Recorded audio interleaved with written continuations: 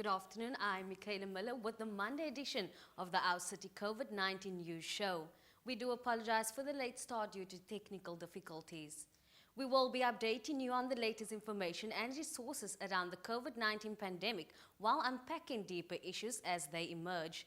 Today we will be looking into the shortage of adequate personnel protective equipment for healthcare workers on the front line of the fight against the COVID-19 pandemic. The lack of PPE was highlighted this week when the trauma unit of the Netcare Kingsway Hospital in Amanzimtoti was shut after 6 healthcare workers were infected with the COVID-19. Last week, Netcare was forced to close sections of Durban's St. Augustine's Hospital after 48 staff members tested. We encourage our viewers to get in touch with us. We want to hear from you as we welcome contributions from movements, healthcare providers and our audience. We want this program to be a two-way flow of information, so please get in touch with us via our social media platforms and our email. And now for the news. We are on day 25 of the national lockdown. Health Minister Dr. Zweli Mkhize announced that South Africa has recorded 3,158 COVID-19 cases, an increase of 124 cases, the highest spike in the country to date. The number of recorded deaths is 54.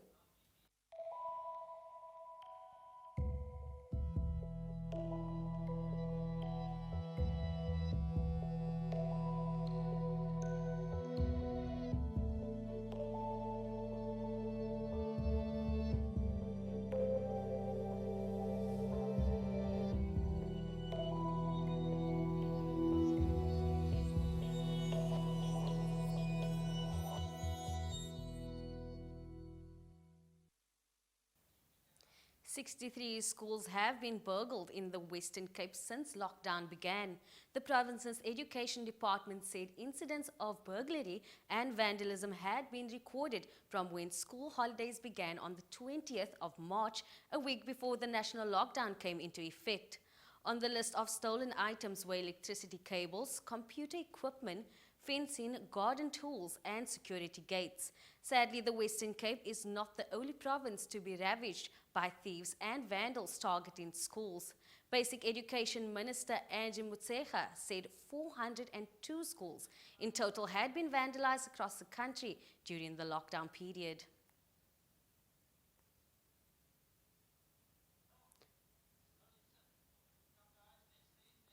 The Western Cape High Court has ordered the City of Cape Town to return building materials if confiscated during the Impulweni demolitions on the 9th and 11th of April. The court ruled that the eviction of the residents whose homes were demolished by the city were unlawful. The residents were represented by the Legal Resources Centre. Kensani Motileni, a litigation attorney at the centre, has more on this. My name is Kensani Motileni. I'm a litigation attorney at the Legal Resources Centre, Cape Town Regional Office. We were representing community members of Impolweni, whose homes were demolished on the 9th and the 11th of April. We were given instructions to represent them by bringing an urgent High Court application to interdict stop the City of Cape Town from demolishing their homes, and also to say that their actions are unlawful because the minister's regulations regarding like demolitions and evictions during the lockdown period were suspended. Is there anything else that you want to add?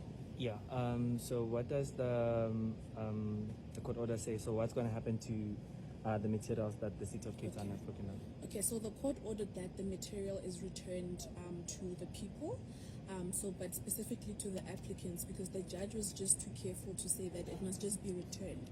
We had to show a list of the people that would actually be getting this material back to erect their structures in Impolweni for the lockdown period, and the court did stress that the regulations still remain in force regarding the suspension of evictions and demolitions during the lockdown period. And should the City of Cape Town feel that they want to claim their land back, then they should follow proper court procedure to do that. Okay, so with the broken material, how is that going to work? Okay, so what's going to happen is that the city has till Monday, 12 o'clock, to deliver the material to the clients.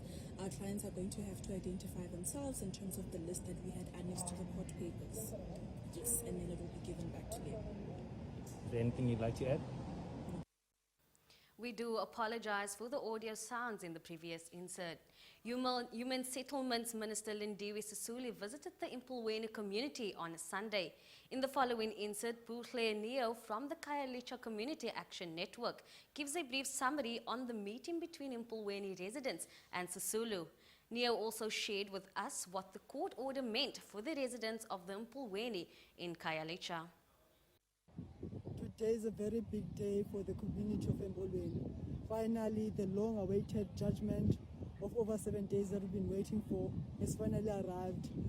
People have been granted an order to reside in these premises, that their material must be returned back to them.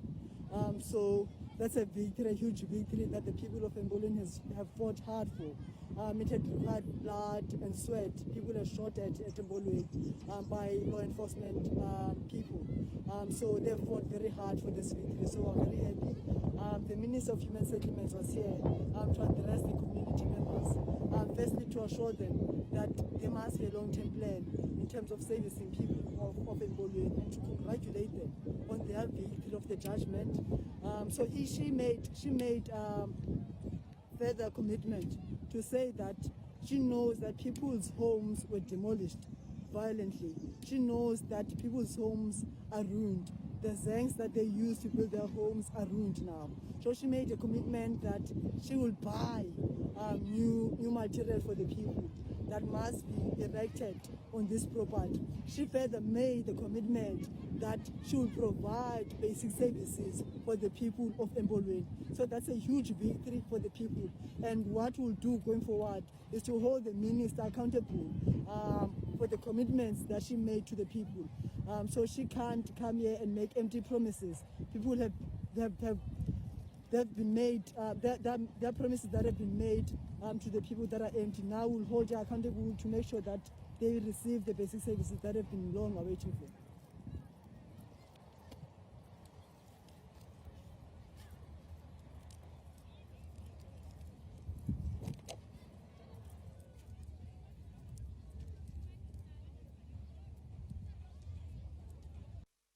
Members of the South African Police Service arrested 3 people for public violence in Manenberg on Saturday morning. As they were loading a suspect into a van, the community turned onto the police, damaging vehicles. Members of the anti-gang unit, the City of Cape Town's law enforcement and traffic service had just arrested a 23-year-old suspect for possession of drugs. All suspects are expected to appear in court soon. Integrated forces comprising the anti-gang unit, the City of Cape Town's traffic and law enforcement officials were busy executing operations in Manenberg on Saturday afternoon, when in the process of apprehending a suspect for possession of drugs, a group of community members started pelting their vehicles with stones. 5 vehicles were damaged, and as a consequence, 17 people between the ages of 16 and 46 were arrested for public violence. An appeal is made to communities to desist from such attacks. The police will not hesitate to arrest those involved.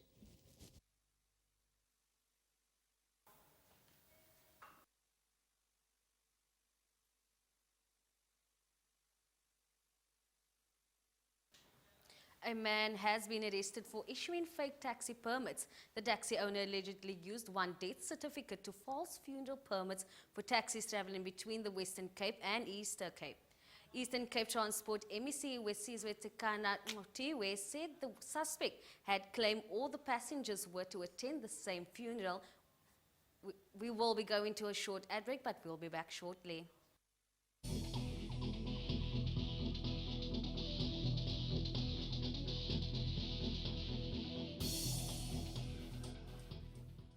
Still watching the Our City COVID-19 show with me, Michaela Miller. We will be giving you the latest updates of the COVID-19 pandemic and sharing essential resources and information with you.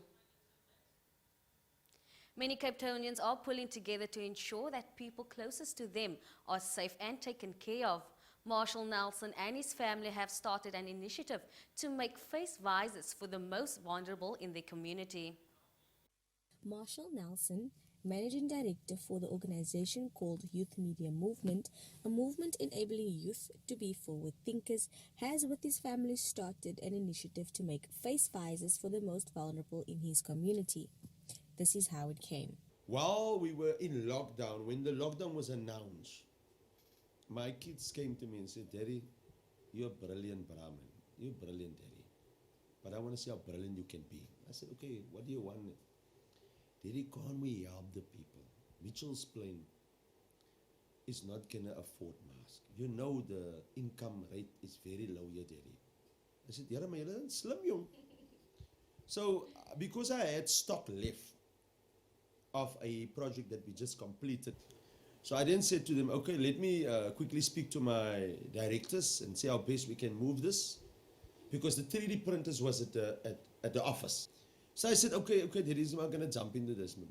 And then we were doing some homework, research, and then I came out by a brave man, which is called Ross. He works for Gear Up and Unati, and I spoke to them, and he said, "Listen, there's this thing that is on the internet, facevisor.co.za. They're going to give me a copy of it. I must just put it in the machines, and the machines will run." So you're looking at the 3D printers, and you're thinking, okay, but why what? Yeah. So we also assemble 3D printers. We teach people the value of what a 3D printer means to you and how it can assist you. Look, now today, we make drone parts, but in the COVID, you can't make drone parts. Now we make masks. Abiding by lockdown regulations and ensuring that everyone adheres, Nelson says communication is first done telephonically and ensures that everyone sticks to the rules. To get the visors there will only happen on a communication basis. Look, I'm taking a risk. The risk of, yes, it's an essential, but I don't have a permit for this. So we need to look into that. Yes, I was pulled over. I do have a permit, but it's for my work. But I had to explain to them about the seriousness of getting these stuff to the day hospital. So these are some of the things that we have to see how we can do. We have to look, the lockdown rules is there, but we have to see how we can work through it, because everyone needs to be protected. And if we can give this for free and get it to them, why not? But like I say, we work within the borders first. We first see what we can and can't do. He encourages other Cape Townians to get involved and see how they can work to help better each other during lockdown, to ensure a safe community. Ending with the saying that the family closest to you are your neighbors. Let's ask, what can I do? It starts by me. If I have a neighbor, how best can I maybe assist that neighbor? Because ons weet mos hoe gaan dit by mekaar se huise. We know how it goes. I'm living with you as a neighbor, so I'm able to know that maybe you don't have a bread. And those are the things that we need to see how best we can assist. Whoever's looking at this, to see how best we can help each other. At the end of the day, I might be privileged to run these 3D printers, but you might be better privileged to make it. Contact me on 08 222 76514. For Our City News, I am Stephanie Pitt, Mitchell's Plain. The following package was shot and produced by Workers' World Media Production. Workers' World is an independent labor movement media. This insert focuses on COVID-19 and its impact on the community health workers.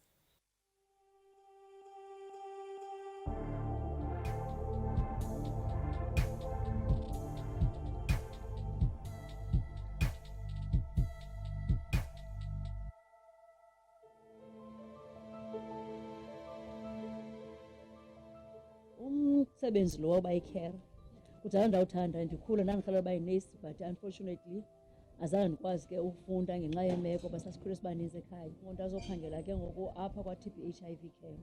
Endlovini umsebenzi wethu kukungena indlu nendlu sikhangela abantu abangasazityiyo iipilisi zabo abadifulthileyo, sikwazi ke ngokuba siphinde sibabuyisele ekliniki umuntu akwazi uphinda uthatha iipilisi zakhe. Umsebenzi wami endiwenzayo apha ndiyikhansila, ndiyabhreyikha, nditeste i-HIV then ndi-initiate ndiqalise ipilisi abantu bafanele babaqala ipilisi. Apha kwi-community ne umcelamngeni okhoyo ukuthi kuqala i-safety asinayo, iphinde futhi njengoba sihamba singena apha ezindlini le nditsho ndithi siyamkeleka kwezinye asamkeleka, kwabanye bafuna uba masingene ezigeyithini zabo. Njengoba ubona mosamatyotyombe siwasebenzayo amanye abiyelo, uthi ukhwaza umntu akujonge nje sukavala ibhakile yakho okavala icango lakhe, asingeni ke kwinto enjalo. Most yabantu abadisclosanga ezindlini zabo, ngoko ke ingxaki esizabanayo kuba usuke ufike ngoku uhambisa ipilisi and i-distance esiyihambayo inde kakhulu, and ngoku ingxaki esikuyo le corona asiya noba xa sifika emzini siyayizisa okanye mhlawumbi siyayithatha, akho zinto zosikhusela. Umqeshi ke yena ke andifuna uphosisa, it's a big issue because for thina sicinga uba akasikhathalelanga because akasibuzi xa iza kwenza into uvelenze engakhange aqale kuthi azobuza uba ndinalo mbono endicinga uba mandiwenze ngolu hlobo nolu hlobo ngani. Akanayo nento eke wahlala nayo phantsi nathi wathi njengoba sithi kuniphangelani ngeli xesha lale corona, ukuba unogula yicorona simazi uza kuthini. Sazi noba uzawugxotha kwaphela ngumsebenzi kugula ngoku okanye uzawuthi phangela ugula. Asiyazi noba sasulelekile ngosihamba because akho nto isikhuselayo. Imask akunika yona, ukunika imask eyi-1 athi isebenzise for 7 days, ukunika ii-gloves eziyi-1 and aphinde axelele into yoba le mask awuyinxibi xa uhamba apha esithubeni, uzayinxiba only xa ufika kuloo mzi uya kuwo. As a community health worker, I will say that the states have failed the community health workers. Remember, this is the time whereby community health worker should play the role that they used to play in the community. It is time whereby our government need to deploy community health workers to the community to educate the community about this new virus. But if the employer doesn't give out protective gear to the community health workers, what will happen to the safety of community health workers? Our MEC has spoken that he has trained 1,000 tracers who will be dealing with the cases of COVID-19. Akho nto endiyaziyo ngecorona ngaphandle kwalo endiyivayo uba ithethwa because khange sisiwe kwi-training yecorona thina. Kuve kwathiwa masiye efieldini qha siyophangela. I-COVID-19 ndiyiva ezireyidweni ndiyibukela ezithivini. Eyona nto siye sayinikwa ke thina apha emsebenzini sinikwe ipemithi zoba xa siye sadibana namajoni okanye amapolisa abantu bezokhuselwa sikwazi uproduce uba kuthiwa masiphangele. Asikho nto siyaziyo zange satreyinwa ngabo. U-government or u-health akenzi kakuhle for mna ngokokubona kwam. West kuthi thina zi-healthcare workers ingaski uba xa kukhona i-decision ayithathayo or into like umzekelo xa kukhona isifo esinje esithi gqi, ingaske uba ubenokhathi xa izawuthatha i-decision akahlale nathi thina abantu baphangela apha elentukeni efieldini axela uba guys kunale ngxaki so thina singu-health sicinga uba masenzeni so, nina benicinga uba makwenziwe njani. Angavele eze kuthi ezosixelela into yoba nanku umsebenzi yenzani.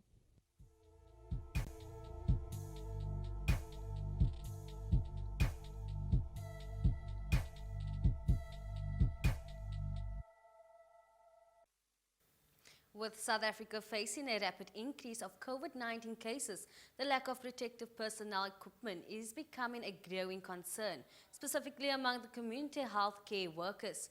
We spoke to her spokesperson, Kevin Halama, to find out more. Good morning, everybody, and welcome to the Our City COVID-19 show.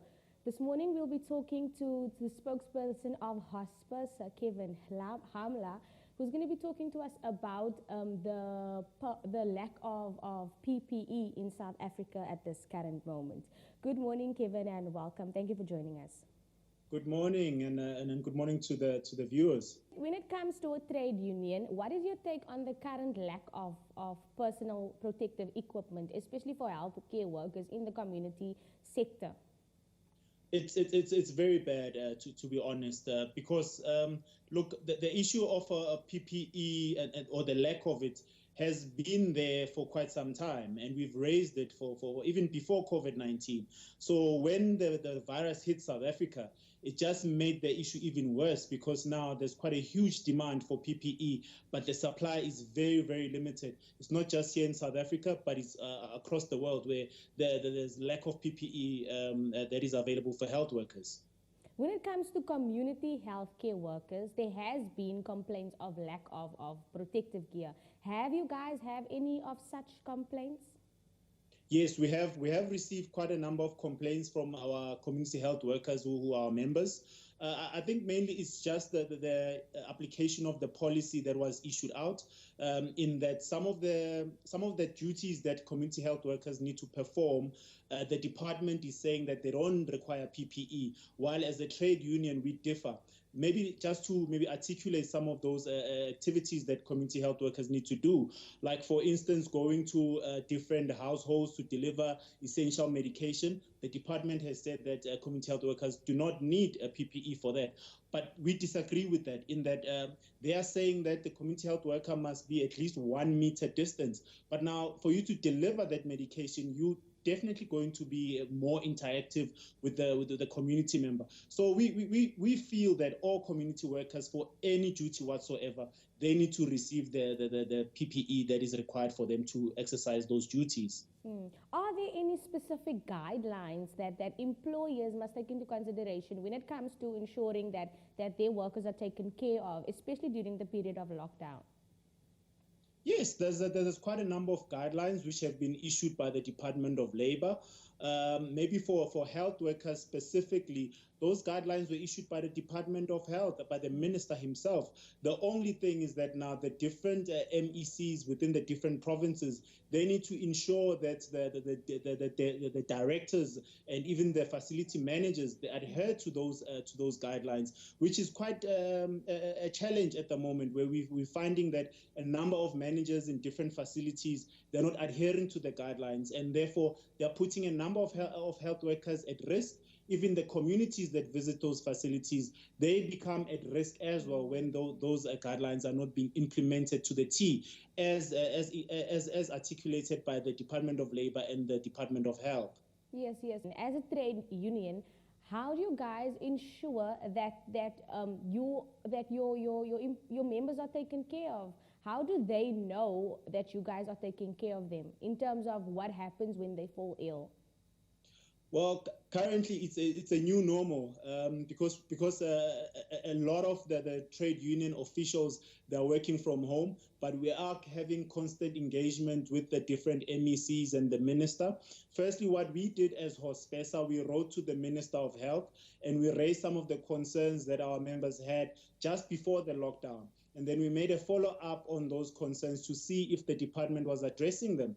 What we picked up was that in a number of provinces, they had set up key strategic forums, of which Hospesa forms part of those forums. And we articulate the challenges on an ongoing basis with the different MECs. And we go back to our members and we articulate those, we communicate the resolutions from those different forums. We use social media as one of the means that we are communicating with our members. We do have teleconferences with the different chairpersons from the different provinces, just to give them input on what the decisions that have been taken by the Department of Health. And we encourage all our members to go to our social media spaces and to communicate the challenges that they have, and to also communicate with us telephonically, even by email, so that we can raise those concerns that they have with their managers, and have those issues sorted out. Because the key thing here is that this virus, it's new for everyone. It's a new space even for us as trade unions. It's a new space for the department itself. So we need to be a social partner as well as critique the department wherever they go wrong. Definitely. And as we see the number of COVID-19 cases increases, and it's increasing at a very rapid pace, have there been any confirmed cases of COVID-19 within your spectrum as a health sector?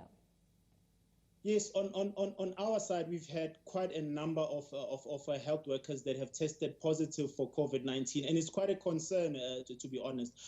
In the Western Cape, there hasn't been that many that have been highlighted, but we are seeing that there's a quite a huge trend in KwaZulu-Natal, where there's been 2 instances where Netcare hospitals, we had quite a number of health workers that tested positive. There's been a huge outbreak there. So that is something that we raise with the Netcare group as the largest trade union in Netcare. And we also raised this issue with the Department of Health, with the minister, to take it up with the private sector.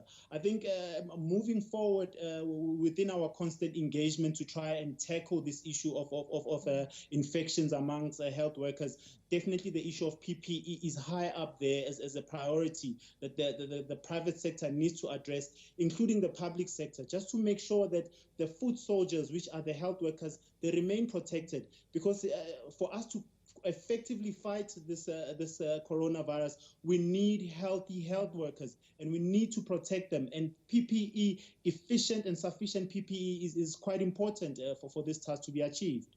Yes. And as we see the number of COVID-19 cases increase, how do we then bridge the gap to ensure that everybody is taken care of, specifically the ones in the public sector when it comes to in terms of your healthcare workers? What should government then do to ensure that everybody is taken care of, as well as us as individuals? I think government has done a good job so far, to be honest, by spreading the message of the social distancing and the usage of gloves, the usage of your mask, and also maybe giving an opportunity to young entrepreneurs to come up with more effective ways to just to tackle the issue of insufficient PPE. Because what we've noted is that there's a number of surgical masks and there's a number of N95 masks. It's quite limited in the market at the moment. And now what government has done, they have given a go-ahead or a thumbs up to say that the public can now produce their own masks, and those masks can be 3-layered masks. I think that is a step in the right direction, in that what that will do is that it will ease up on the market pressure for health workers who need the surgical masks and the N95, which were predominantly being purchased by private individuals to protect themselves. So now we're encouraging private individuals to go out and support the young entrepreneurs out there by purchasing those 3-layered masks that the department has recommended for general public use, so to ensure that the health sector can purchase the limited amount that is available of your surgical mask, your N95 mask, your visor screens, and even the suits and even your gloves. I think it's a step in the right direction. I think government, we have to commend government for the communication that they've sent out so far. Yes. And last question before I let you go: how can community healthcare workers get involved with Hospersa or get backing from Hospersa as we go forward with COVID-19 and precautions that needs to be taken? I think community health workers, they're a key profession within the health sector. It's there within the plan of the rolling out of the national health insurance. They are going to be the foot soldiers moving forward in terms of delivering of primary health care to various communities. How they need to get involved. They can search for Hospersa online, they can go on our website, seek for membership, and seek representation. We do represent community health workers at the bargaining council. We do represent community health workers at all the chamber councils in all the 9 provinces. And this, for them to join the organization, I think it will be a step in a good direction for them, in that currently they are not recognized, they're not fully recognized by the Department of Health. But now we want to change that narrative, because we understand the critical role that they play. That's why we encourage community health workers to hop on board, join labor organizations like ourselves, so that we can push their full employment within the Department of Health. There you go. Thank you so much, Kevin, for your time, and thank you for joining us. Thank you for the viewers of Cape Town TV for tuning in, and you can get involved with Hospersa to ensure that you guys are taken care of, especially in the community healthcare sector. Thank you for joining us. We are taking a short break, and when we come back, Octavian Glovu will update us on the latest fake news and social media.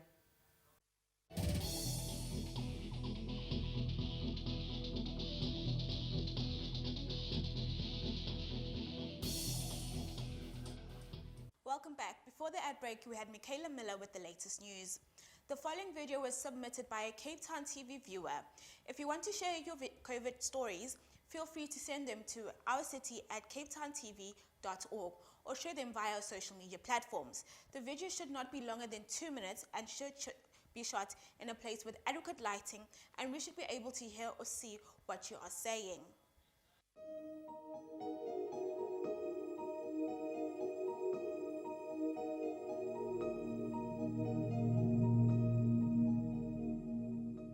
Good day. You must be wondering, who is this? I am just a nobody, but I'm just a concerned citizen who loves life. People of the world, we are going through a very rough time. This has nothing to do with you or with me. It has nothing to do with the color of your skin, your race, the country you're from, you're poor, you're wealthy. It affects everyone. The warning has been given out there. Let us stay home and keep safe. There's someone out there as we speak who is struggling, fighting for his or her life. There's someone just now who is being buried, or the family is struggling to bury that person because that person was a breadwinner, and that person was killed by you and me, by our selfishness of not wanting to stay at home and abiding by the rules. Yes, we're tired of staying at home.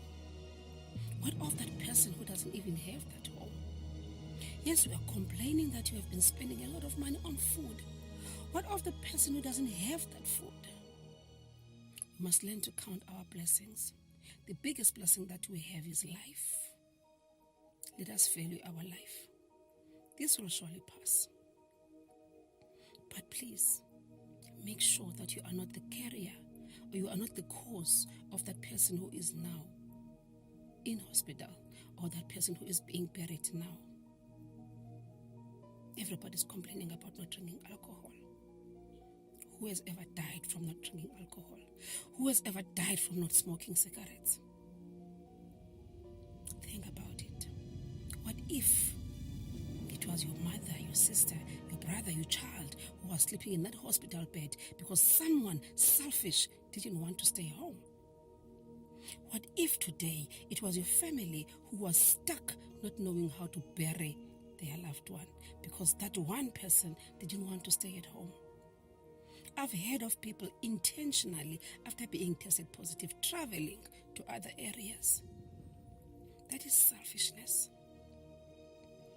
Be careful. This might come to you, might come to your family. It affects everyone. I hope this message gets to someone who wants to hear it. Let us count our blessings. Let us value life. Let us do our best to save lives. Yes, we are not God, but we can do our bit to save lives. Corona is real. Please stay home and stay blessed. And now for our social media. Share your thoughts with us on Facebook, we are OurCityCT, and on Twitter @OurCityCT. This is a time that we need to come together as a nation. These are the popular hashtags on Twitter today. COVID-19. President Cyril Ramaphosa warned on Twitter today that South Africans were at a point battling with pandemic where compliancy could prove disastrous. He proved all South Africans to remain vigilant, to continue to abide by the regulations, and to keep safe and keep others safe.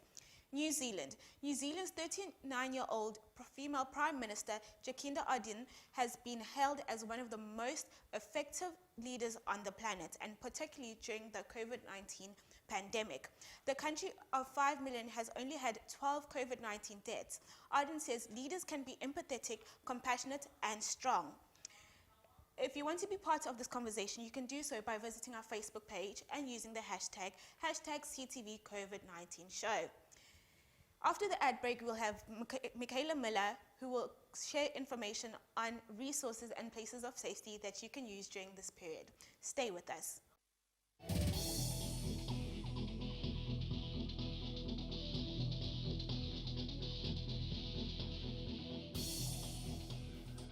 Welcome back. You're still tuned into Our City, the COVID show with me, Michaela Miller. Before the ad break, Octavian Glover looked at what has the nation buzzing on social media platforms. For your latest news around the COVID-19 pandemic and to see what other Cape Townians are doing to keep safe, tune into Cape Town TV Daily. Speaking about what Cape Townians are doing, here are some organizations helping communities stay safe.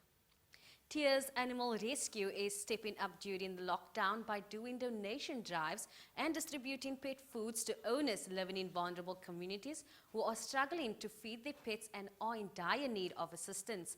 The organization has launched an urgent COVID-19 pet food appeal to Cape Town-based manufacturers to donate their surplus edible pet food, which will then be distributed where it is needed most. You can get involved by contacting them on 021 785 4482 or email tears@tears.org.za. A Cape Town-based school feeding organization is putting food on the table for thousands of poor households during the lockdown. The Peninsula School Feeding Association is donating 9,000 food parcels to families in the Greater Cape Town area. You can get involved by contacting 021 447 6020 or email info@psfa.org.za. For those battling with substance abuse, call the numbers on the screen now. Please access assistance from the following community support groups, most of whom are offering online meetings. That's all we have for you today, but if you have something to say, we want to hear from you. Send your comments, news, and questions to us via our Facebook at Our City CT, on Twitter at Our City CT, or get in touch with us via email on ourcity@capetowntv.org. This is a time that we need to come together as a nation, so if you're not sure about something, send us your questions and we'll try to find the answers for you. You can also contact us on 021 448 0448. From me, Michaela Miller and Octavia Ndlovu, goodbye.